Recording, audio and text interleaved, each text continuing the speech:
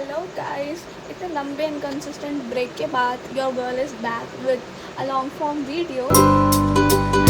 I genuinely appreciate when people are excited to see me and my videos. It means a lot. It really means a lot to me, and I love you guys.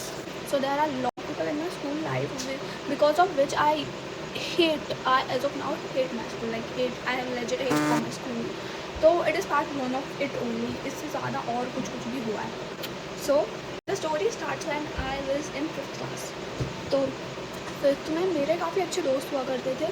मेरी एक best friend थी जो nursery से मेरे साथ थी, and apart from her मेरी close friend थी, लेट्स कॉल हर पिंकी. तो that Pinky used to be my so close friend. Like मेरी बेस्ट फ्रेंड से भी थोड़ी क्लोज थी. मैं उससे सारी बातें बताती थी क्योंकि वो भी सेम लेवल की हरामी थी और मैं भी बहुत ज़्यादा. तो हमारी वाइब मैच करती थी बहुत ज़्यादा.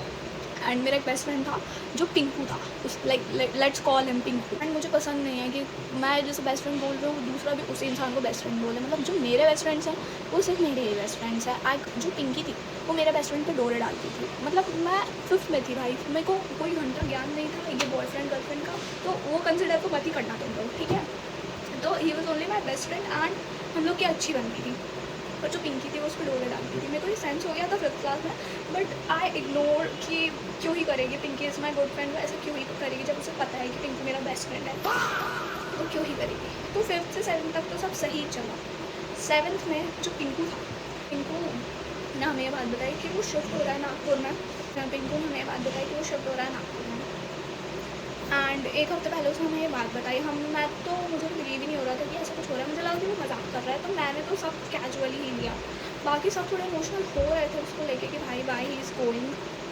मैं तो ऐसी ही थी कैजुअल कि मेरे को बिलीव नहीं हो पाता. बट जब वो जाने वाला था दैट डे वॉज सैटरडे. उसके बाद वो मंडे से नहीं आने वाला था. वो शिफ्ट होने वाला था संडे को और that time was Saturday.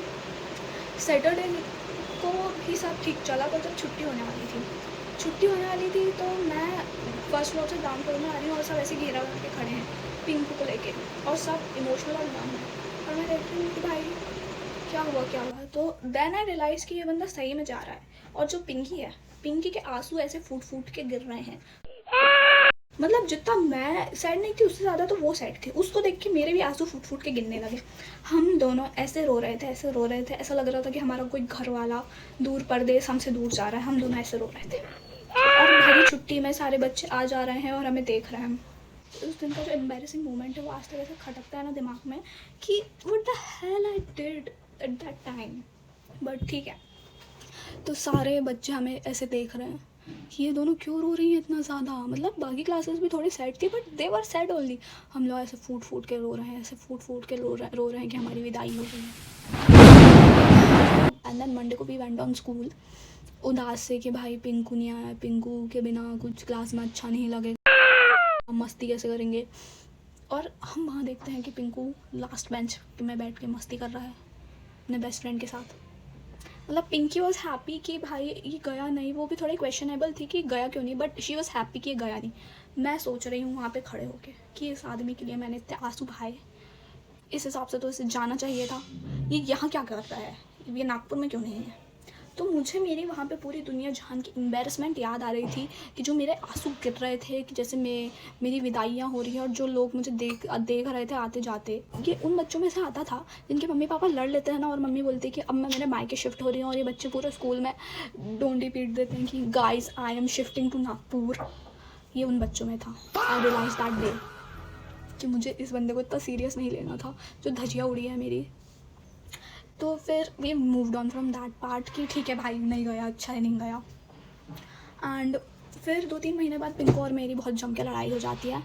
And उसमें फिर एंट्री होती है हमारी पिंकी की. पिंकी जो है अब पिंकू की बेस्ट फ्रेंड बन जाती है और पिंकी सामने से उसे बोलती है पिंकू को. और पिंकी का ऑडेसिटी देखो. पिंकी मेरे को ये बात बता रही है कि पिंकू जो है अब वो मेरा बेस्ट फ्रेंड है. उसको पता है कि पिंकू और मेरी लड़ाई हुई है और उस हिसाब से पिंकी को उससे बात नहीं करनी चाहिए. और पर जो पिंकी है वो पिंकू की बेस्ट फ्रेंड बन गई. अब उस दिन मैंने लंच खाया नहीं है. मैगी लाई थी मैंने पर मैगी नहीं खाई मैंने उस दिन. वो सुन के भाई 7th क्लास की बच्ची, हार्ट ब्रेक. सीरियसली भाई मैगी खाने की उम्र में मेरा हार्ट ब्रेक हो रहा है मेरे दोस्तों से. मतलब भाई उस दिन के बाद से I started hating Pinky with all of my heart. Like इतना हेट किया है वो बंदी को मैंने, पर मैं अभी इतनी चालाक थी ना, इतनी चालाक थी मैं, उस टाइम तो मैंने कुछ नहीं बोला। मतलब मेरे को थोड़ा बुरा लगा कि मैं थोड़े दिन तक पिंकी से अपसेट रही, पर मेरा दिमाग चला कि अगर मैंने इससे लड़ाई कर ली तो ये पिंकू और पिंकी की बातें मेरे को कैसे पता चलेगी। तो पिंकी की मैं दोस्त बन के रही और पिंकू और पिंकी की जो सारी गॉसिप थी वो मुझे पता चलती थी। फिर लॉकडाउन लग गया और पिंकू की भी लड़ाई हो गई, एंड उन दोनों की लड़ाई हो गई। तो अब फिर मेरे पास कोई गॉसिप नहीं थी उसके पास से जानने के लिए, तो फिर मैंने पिंकी से भी ऐसे कट ऑफ कर दिया, पिंकी को कट ऑफ कर दिया, और पिंकू तो पहले से ही कट ऑफ था। फिर हम 8th में लॉकडाउन लगा, 9th में भी लॉकडाउन ही था ऑलमोस्ट, 10th में हम लोग मिले अगेन। तो फिर जो पिंकी और पिंकू थे वो मेरे ही ट्यूशन में आते थे, और मेरी एक क्लोज फ्रेंड थी, अभी क्लोज फ्रेंड बोले में इतना वो लगता है ना क्योंकि वो भी कुतिया थी, बट उस टाइम पे वो मेरी अच्छी दोस्त थी और मेरी बेस्ट फ्रेंड थी। और Avika, she is my best friend now. हम तीनों थे, हम दोनों तीनों की अच्छी पढ़ती थी। और जो पिंकी थी, पिंकी हमारे जस्ट सामने बैठती थी, और पिंकी भी, उसे हमने 7th से 10th में उसका जो ट्रांसफॉर्मेशन देखा हमने पिंकी का। लाइक पिंकी 7th में फिर भी बिच थी वो, पर वो अजीब हरकतें नहीं करती थी। पिंकी अब पिकनी बन गई थी, मतलब पहले भी थी, अब और ज़्यादा पिकनी बन गई थी। मतलब वो सर से ऐसे बात करती थी, सर मुझे एक क्वेश्चन समझ नहीं आ रहा है सर, अजीब अजीब से मुंह बनाती थी भाई वो, ऐसे ऐसे ऐसे। मतलब हम लोग इतने फ्रस्ट्रेटेड थे ना उसकी हरकतों से, लाइक बहुत फ्रस्ट्रेटेड थे। तो हम लोग एक वीक में 1-2 बार 4 बार उसको पोक कर देते थे पीछे किससे कि ये कैसी हो रही है, इलाज करवा के आओ। Use to poke her so frequent, क्योंकि मेरे को खुन्नस थी उससे, उसने ये जो कारनामे किए थे। और 10th में वो मेरी गॉसिप करती ही थी, पीठ पीछे वो काम करती थी, और मैं सामने से बोलती थी उसको कि भाई ऐसी क्यों है तू, वैसी क्यों है। She use to ignore. और आगे जाके फिर उसने बोला कि हम लोग उसके बुली थे, तुम्हारी हरकतें ही हैं बुली जैसी हैं। वो रियलिटी चेक दे रहा है तो तुमको लग रहा है कि वो तुम्हारे बुली हैं। पढ़ाई में तो उसका डब्बा गोल ही था, हरकतें भी उसकी अजीब। नेक्स्ट पार्ट मैं आपको पार्ट 2 में बताऊंगी, एंड 10th के बाद असली स्टोरी बाकी है। ये तो बस ऐसे ही है वार्म अप। 10th के बाद जो मेरी स्टोरी उथल पुथल हुई है, जो रोलर कोस्टर चालू है ना मेरे टॉक्सिक दोस्तों के, I will tell you in next part. Till then bye. Also my hair is looking so good today, and मैंने सिर्फ वॉश किया मेरे हेयर्स को, and I styled it with the scarf and it turn like this, see the curl in just 10 minutes. If you guys want to know how, then let me know in comment section.